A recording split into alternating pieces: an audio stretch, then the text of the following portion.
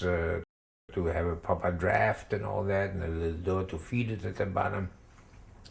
So one could cook things, and I manufactured these little stoves from, can with wires and little opening to feed a fire and so on, draft.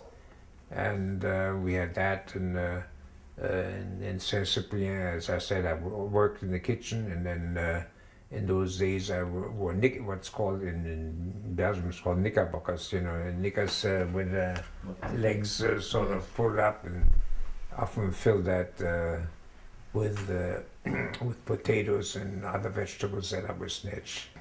Obviously, some people were trying to get visas from different places.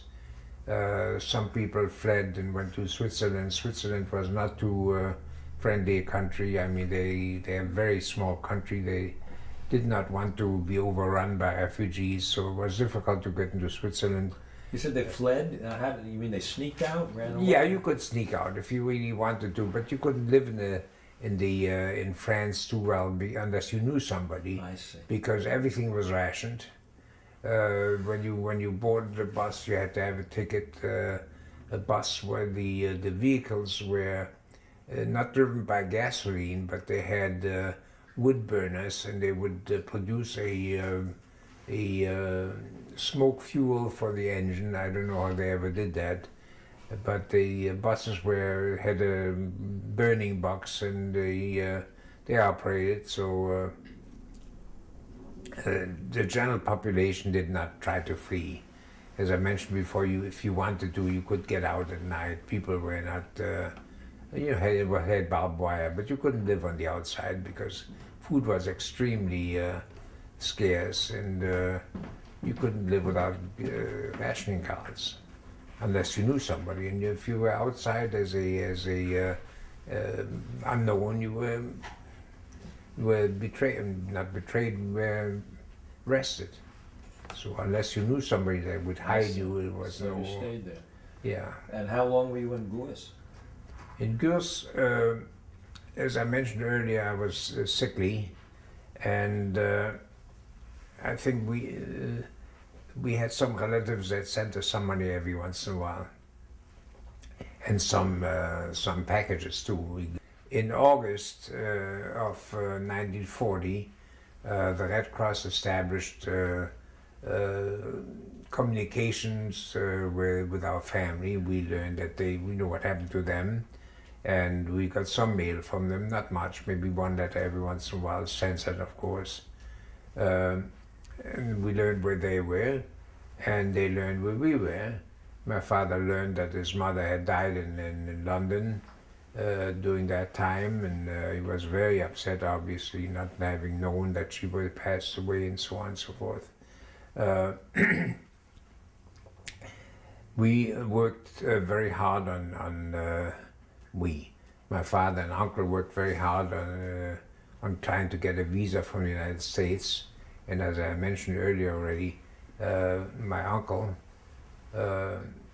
sold some of his possessions to do some research, and the research revealed that they could get my father get him a visa on the desirable scientist or desirable person to get into this country.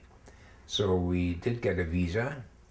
That visa was communicated to Gurs, and of course people that had somewhere to go were let out. There was no restriction as to being, if you could get away, you could leave. The visa was of you and your father and your uncle? Yes, okay. Yes, strictly the three of them. There was no communication of any sort, except that suddenly my mother and my brother and my aunt and their two children appeared on the scene. They had paid smugglers to get him out of Belgium and to get him to the, well, you remember that there was a so-called Free France, the Vichy Yes. France, and the part that was dominated by the Germans. The Vichy France had a certain amount of autonomy, and they got themselves smuggled to the Vichy France, and when they got to Gurs, lo and behold, we're not there. They didn't know that. We had at one time in the spring of 1941, we had gotten a permit to live in the country with the family. Since we had some money, and we lived with the mayor of the city of a village called Meillon, and it was a farm type of sorts, and it had maybe 10, 12 Jewish refugees there that paid their way, and When you say paid their way, did they bribe someone? What? No? maybe, I don't know exactly, but it was official. Since we could live with somebody, I was sickly, so I think with applications, I wasn't that sick. I was just not too well. I guess, I don't know. We were very thin. I mean, I remember that I could feel my spine and my stomach. I don't remember other details that I felt. But whatever. Anyway, since we're working on the visa, we first went to this place in Meillon, I think was the name of it, and then we were released to go to Marseille, which had a consulate, and work on our visa from there.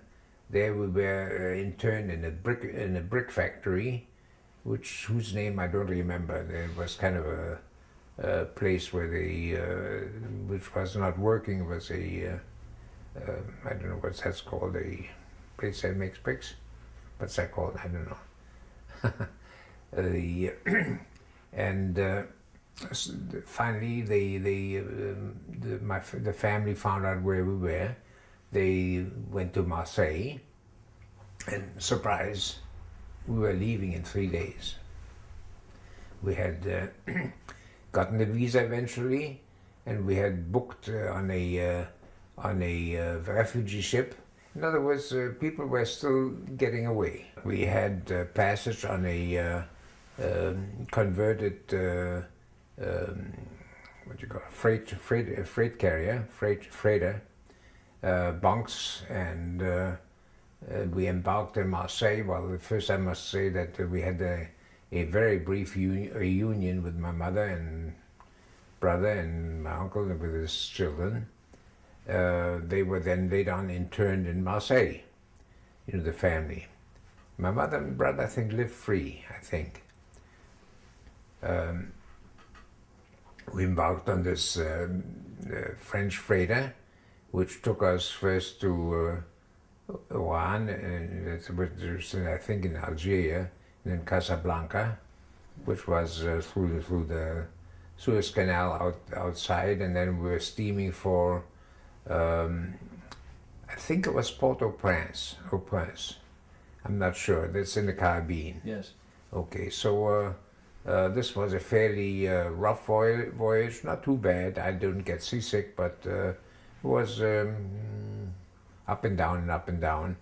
Very primitive conditions.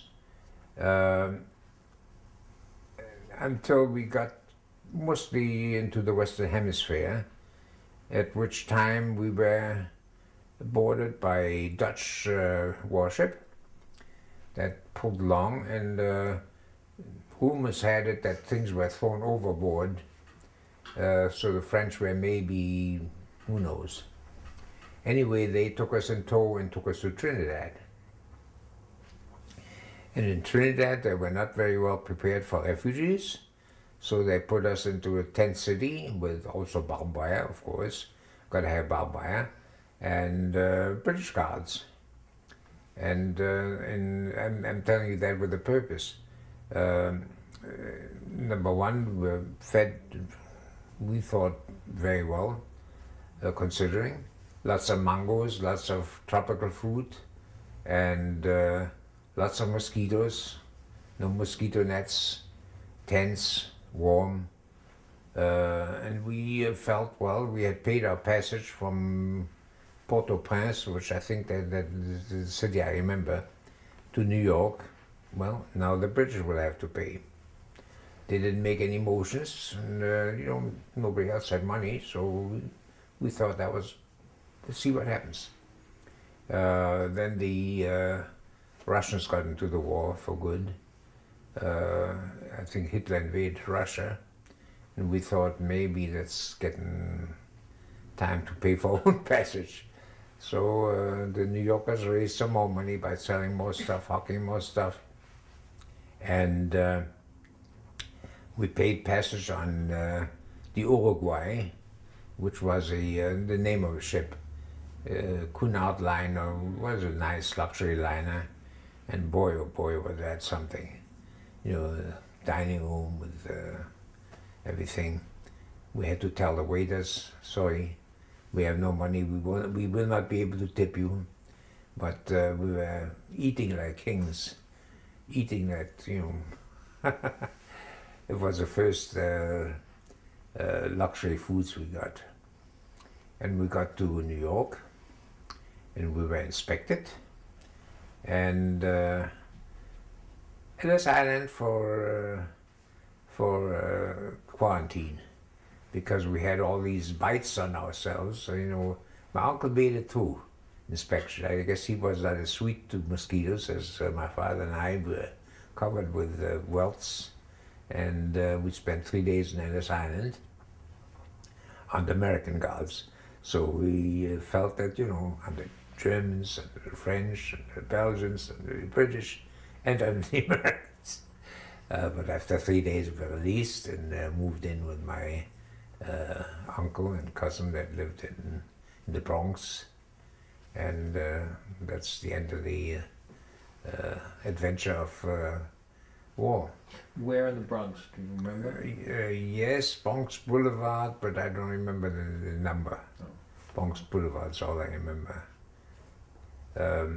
The sad part is that after 1941, in 1942, the Camp Gurs and all the French camps were slowly emptied into the death camps, and all the people that were left behind, besides our shadows, went to their deaths. So I often think about that, if it hadn't been for the family being successful and things coming together. And then later on, we of course applied immediately for visas for our family, and they made it in mid to late November. They made it to New York. December 7th was Pearl Harbor Day, so it was just really in time. And at that time, when they finally joined us, my father was from June, July, well, we came in May. In June, July, he decided to look for a farm. He was hoping to get the family out, and he was looking for farms with limited means. I think my cousin was lending us $3,000. That was our stake. The Jewish Agricultural Society gave us $3,000, and then we took on a mortgage. And so with the very limited funds,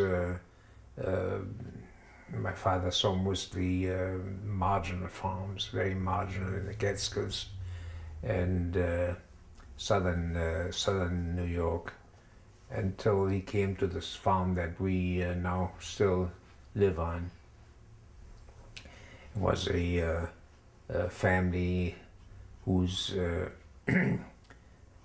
sons were drinking away the milk profits, as I mentioned earlier to you, and they were anxious to sell. I think the real estate agent had to kick in a few more $100, and we made it. Of course, after Pearl Harbor, our tape was more intensified, but it all came through. We were also enemy aliens here suddenly. As soon as there was a declaration of war between Germany, we considered ourselves stateless. But obviously we were born in Germany and therefore suspect, just like the Japanese were suspect. And so the farm was a regular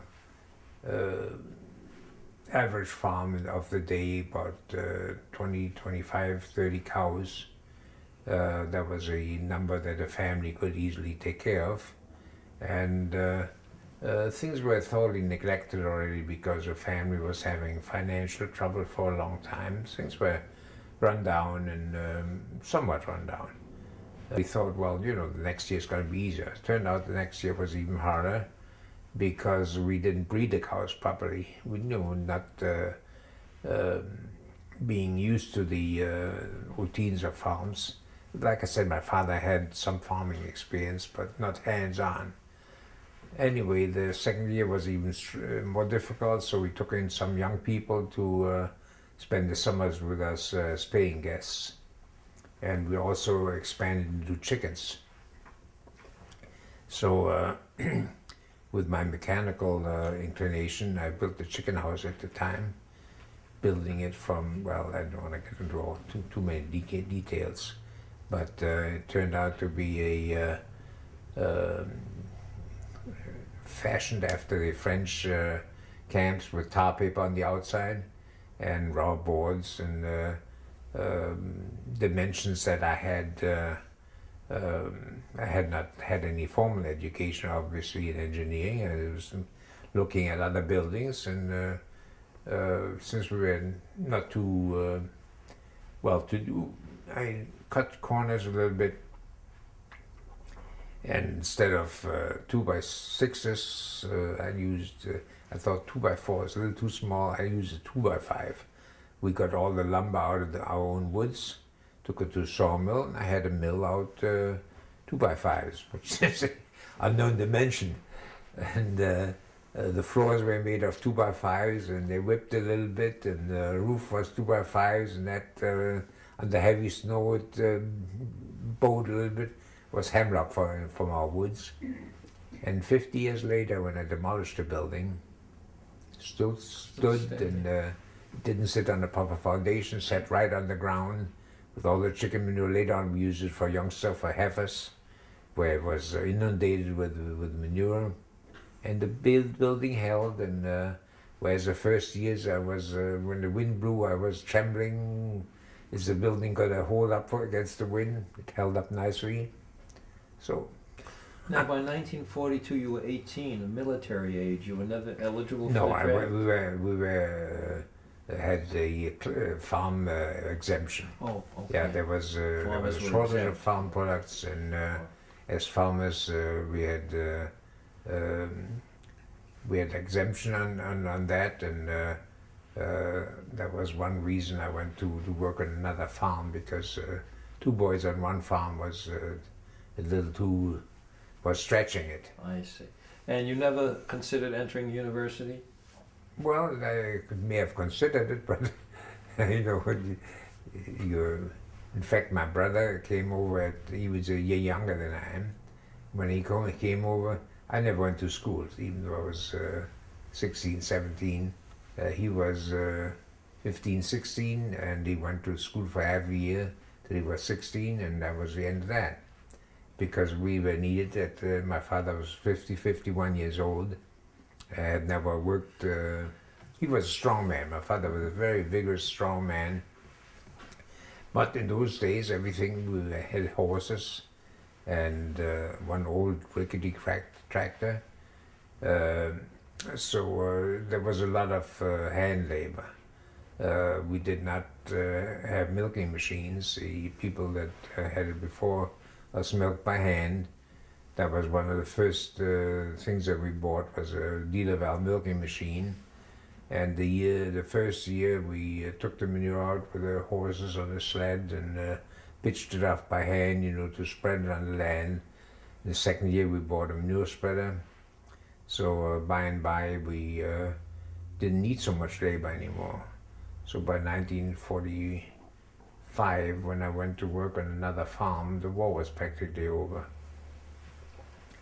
I learned a good deal about farming, plus the fact that I took some correspondence course with Cornell, and I also took some electrical, you know, plumbing and that sort of thing, which interested me. And from there on, I did everything myself on the farm. I mean, Now, after the war, did your father try to track down any family members who were left behind? none of the family members, close family members, are survived. The family of my wife did not make it out. I had a great grandmother, as I mentioned to you before. She was 96, went to Theresienstadt with her children and didn't make it. My father has some distant cousins who in time went to Palestine and lived their lives there. We're in touch occasionally with one of the children, their children, in other words, distant cousins, now my age. Most of them,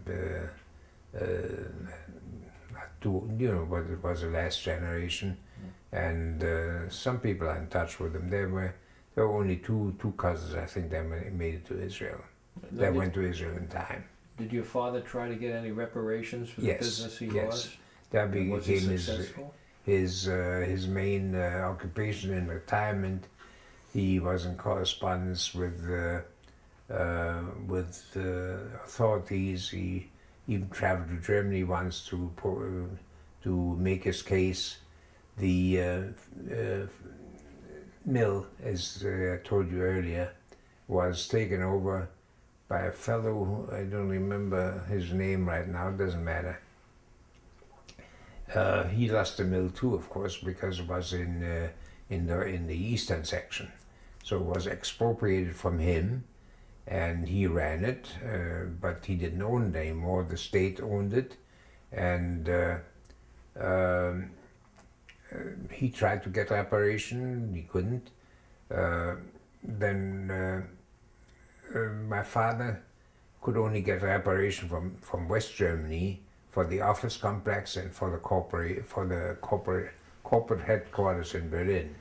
He could not get reparation for the mill itself because that was in East Germany. So to make a long story short, when the Berlin Wall fell and East and West Germany got together, we could suddenly get reparation and replacement. Not replacement, but reparation mostly. And of course, I'm still trying to think of the guy's name. He was trying to get the mill too. It was expropriated from him, and he expropriated us. In other words, he gave us 12,000 pounds for a mill, which was worth a lot. And somewhere halfway down the line, he said, the Jews have enough, I'll stop paying. He did. So my father went down there to Germany and sued him, and he won. And so we got some reparation. It wasn't a heck of a lot. I don't remember what the sums were. It was like something like $5,000-6,000. I don't know. It was not that for the headquarters. So later on, when it became possible to get reparation for East Germany, I was very much interested, not for myself, because I'm happy where I am. I'm not. I don't need anything, but my father's heavy involvement in his what would you call that? Intense fight for it. I felt I couldn't let that go, and I made applications to get the mill back, reparation for the mill, and of course the Niegenthal was his name. There we go, Niegenthal. He was also an old man by then, but he had a son, and the son was pursuing it, and so I sued. And did the correspondence in German, and it was, I'm not a writer, so I gave it to my cousin, and that was my uncle's son, who pursued it. He got a lawyer that his father-in-law had used successfully from New Jersey, and he got us reparations, and he did pretty well for us. He did pretty well for us. Obviously, it's not It's not huge, but of course we shared it, my brother, myself, and my uncle's 2 children, so it was divided in 4. And the lawyer, I think in Germany they don't get half or 30%. I think the lawyer got his share, and I think we got $70,000 out of it, which is pretty good. So it was about $500,000 altogether. Not too bad, not too shabby. Of course, court expenses or whatever. Yeah. Not that we didn't have to pay for the court itself because we were the winners. But Niedenthal, of course, I was very happy about that. You know, the great satisfaction to win the case against the person who had behaved despicably. You know, well, I'm sure in his own interest, but still despicable. You know, high points that many little things, of course, that one remembers, and I never know whether to when to stop with details. Well, we I'm being accused of that, but my wife will get too long. We thank too you long so winded. much for your valuable Yeah, sure. testimony.